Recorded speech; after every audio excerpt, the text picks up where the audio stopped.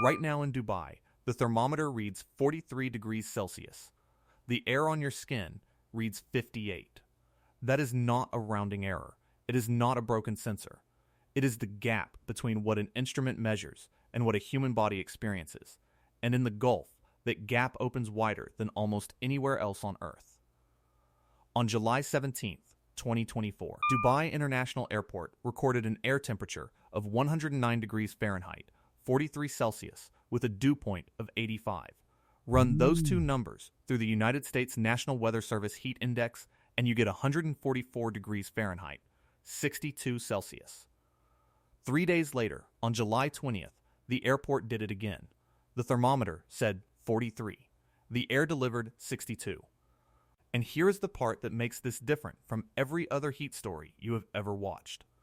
The city did not evacuate. It did not shut down. Traffic moved on Sheikh Zayed Road. Flights landed every 90 seconds. And 1.3 million electricity accounts kept drawing power from a grid that has never once gone dark in the middle of a Gulf summer. Dubai has spent roughly 2 decades and tens of billions of dirhams answering a question no other city has been forced to answer at this scale. What do you build when the outside air becomes something a human being cannot survive standing in? The answer they built is extraordinary. It is also completely dependent on one thing never failing. So the real question is not whether Dubai can survive 58 degrees. It already does, every August. The question is whether the machine keeping it alive is engineering, or whether it is a bet, and what happens on the day that bet gets called. To understand why 43 degrees in Dubai is more dangerous than 50 degrees in Phoenix, you have to stop looking at the city and start looking at the water next to it. The Arabian Gulf is a mistake of geography. It is enormous in surface area and almost absurdly shallow, averaging around 35 meters deep, with large stretches far shallower than that. A deep ocean absorbs summer heat and buries it. The Gulf cannot. Sunlight hits the surface, drives straight to the bottom, and the entire body of water heats up like a metal tray left on a stove. By July, surface temperatures across the southern Gulf routinely climb past 33 degrees Celsius. In places they exceed 35. That is not seawater. That is a warm bath, stretching for hundreds of kilometers. Sitting directly upwind of one of the fastest growing cities on the planet, warm water evaporates. Evaporation loads the air with moisture, and moisture is what turns heat from uncomfortable into lethal. Here is the mechanism in plain physical terms. Your body does not cool itself by being in cool air. It cools itself by sweating and then letting that sweat evaporate off your skin. Evaporation pulls heat out of you. It is the only cooling system you have, and it works beautifully in dry heat. Phoenix hits 47 degrees with 10% humidity, and your sweat flashes off you almost instantly. You are miserable. You are not in danger.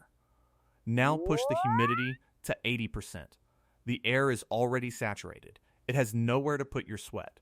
So the sweat sits on your skin, doing nothing, while your core temperature climbs. You are pouring water out of your body and getting no cooling in return. Dehydration and overheating happen at the same time. That is Dubai in August. Coastal humidity in the UAE regularly runs to 85%, while inland stations push past 45 degrees. The National Center of Meteorology's long-term records put July average daily highs across the country between 39.7 and 43.8 degrees Celsius. Those are the averages. On July 20th and 21st of this year, the NCM forecast inland highs of 49 degrees with humidity reaching 85%. And the number the meteorologists actually watch is not on the thermometer at all. There is a measurement called wet bulb temperature. The name comes from the instrument, an ordinary thermometer with a wet cloth wrapped around the bulb, spun through the air. As water evaporates off the cloth, it cools the bulb. In dry air, it cools a lot. In saturated air, it barely cools at all. That instrument is a crude model of a human being. The wet bulb reading tells you the coldest temperature that evaporation alone can get anything down to under the conditions you are standing in, including you. In October 2015, Two researchers published a paper in Nature Climate Change that put a hard number on where that stops working. Jeremy Powell of Loyola Marymount University and El-Fatih El-Tahir, professor of civil and environmental engineering at MIT, established the figure that now governs how climate scientists talk about survivable heat: 35 degrees wet bulb. Above that reading, a healthy adult human being cannot shed heat. Not by sweating, not by sitting in shade, not with a fan, not by drinking water. Your skin is roughly 35 degrees.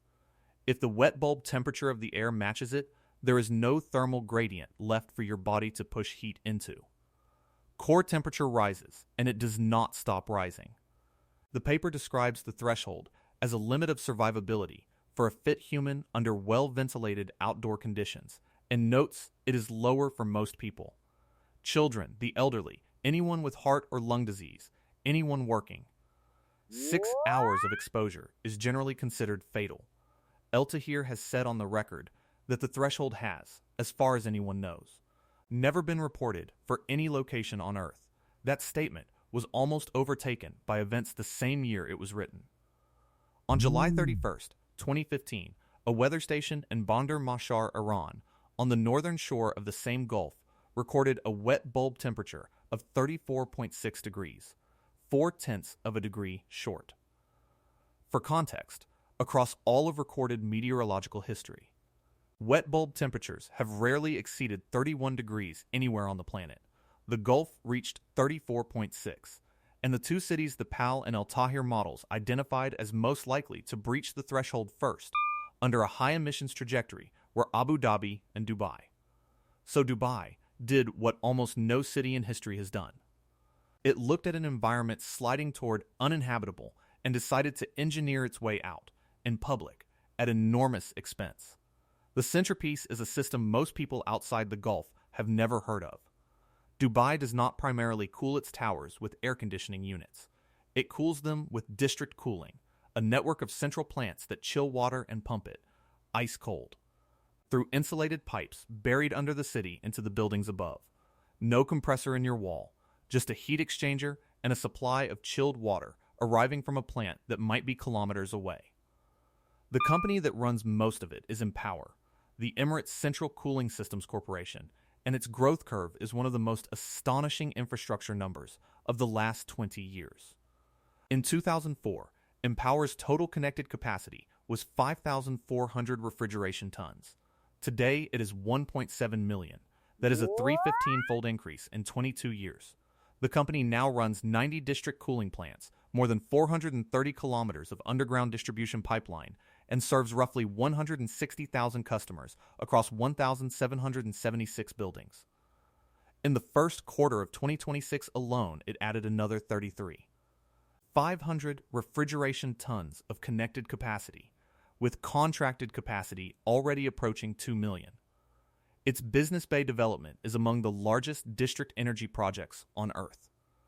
Ultimate design capacity: 451,540 refrigeration tons, serving Business Bay, Sheikh Zayed Road, and the Dubai Water Canal from a single pipe network.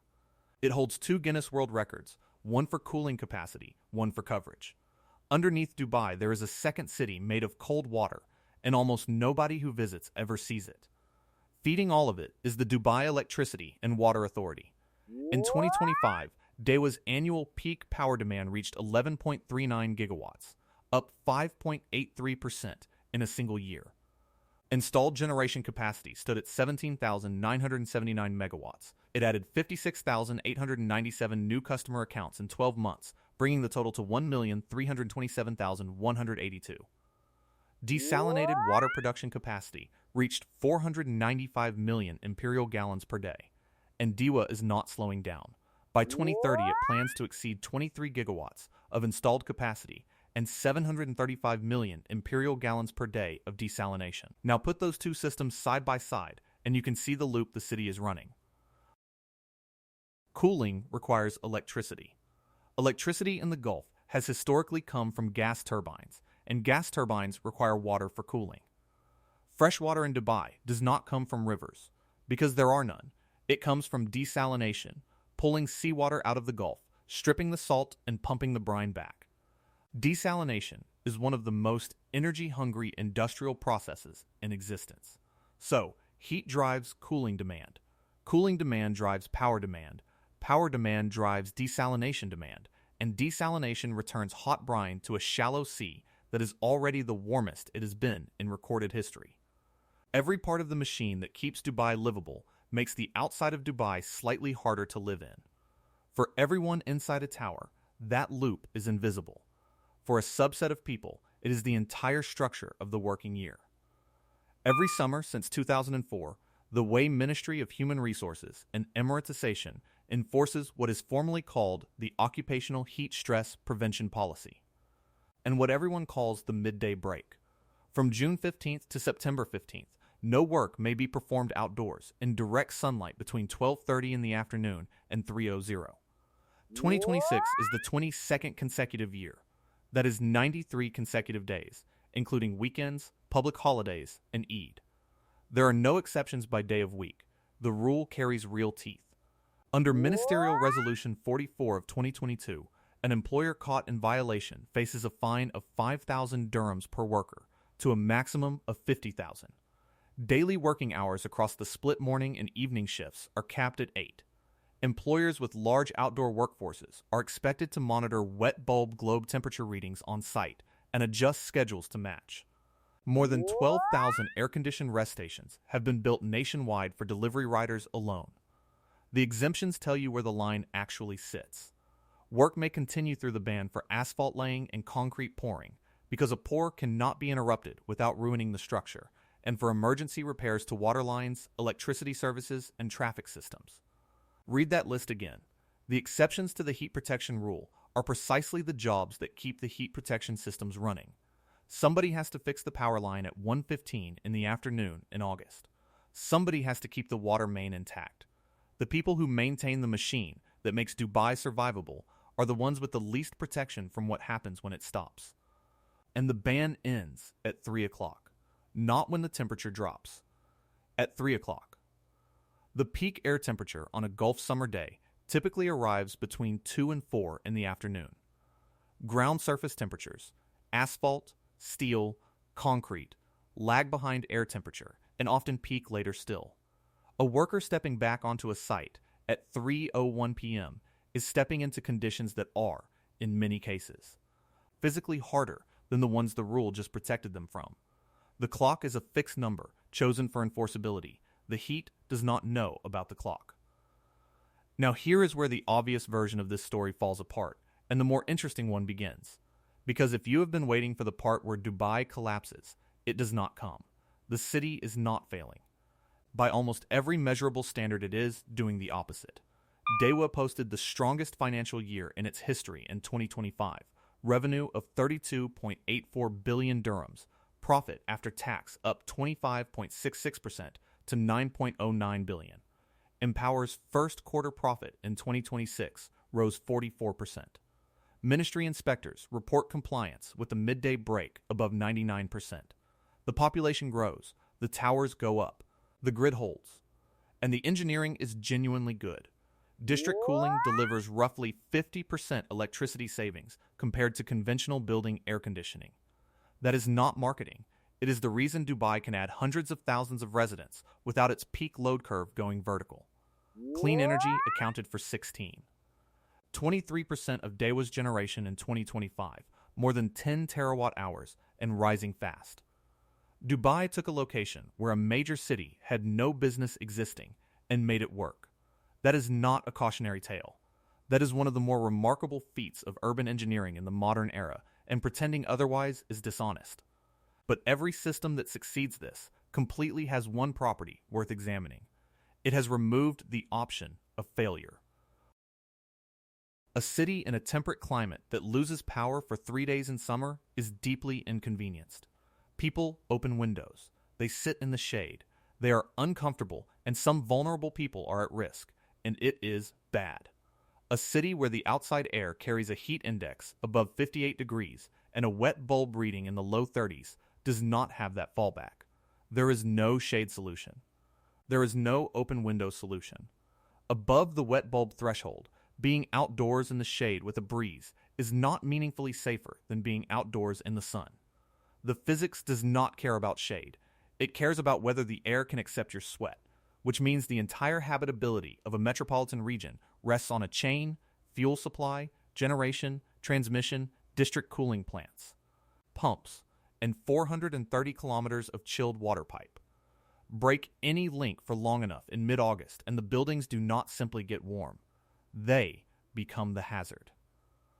Dubai's engineers know this better than anyone, which is why the redundancy is world-class and why DEWA's transmission and distribution losses run around 3% against 6 to 7% in Europe and the United States. The system is not fragile because it is badly built. It is fragile because it is load-bearing in a way no other city's cooling system is. And the load is increasing. The National Center of Meteorology has forecast a 98% probability that El Niño conditions prevail from July through November 2026, with temperatures likely near to above seasonal averages. El Niño matters in the Gulf for a specific reason that has nothing to do with the Pacific. Historical El Niño episodes are associated with weakened northwesterly shimal winds. The shimal is the one natural mechanism that ventilates the Gulf Coast in summer, pushing drier air down from the north. When the shimal weakens, the humid air over the coast stops moving. It sits, and the gap between the thermometer and the skin gets wider. This is not a Dubai problem. Dubai is simply the most visible city standing on it. The same shallow, overheating sea touches Abu Dhabi, Doha, Dammam, Manama, Kuwait City, and Bandar Abbas. Those cities do not all have Dubai's balance sheet. Across the Red Sea, wet bulb projections in the same body of research reach 32 to 34 degrees. And the Hajj, in which as many as 2 million pilgrims stand outdoors for a full day of prayer, moves through the summer months on the lunar calendar. In parts of the region where homes are largely without air conditioning, the researchers were blunt about the consequence. People would suffer indoors as well as out. Air conditioning is not a climate solution. It is a wealth-distributed one. It sorts the world into people who can afford to stay below the threshold and people who cannot, and it draws that line straight through the Gulf. El Tahir's own summary of where the trajectory leads is the line that should stay with you. The extreme summer conditions that occur roughly once every 20 days today, he said, will characterize the usual summer day in the future, not the emergency. The ordinary Tuesday. 3 questions hang over this city tonight. How many degrees of margin does the grid actually have in the 3rd week of August?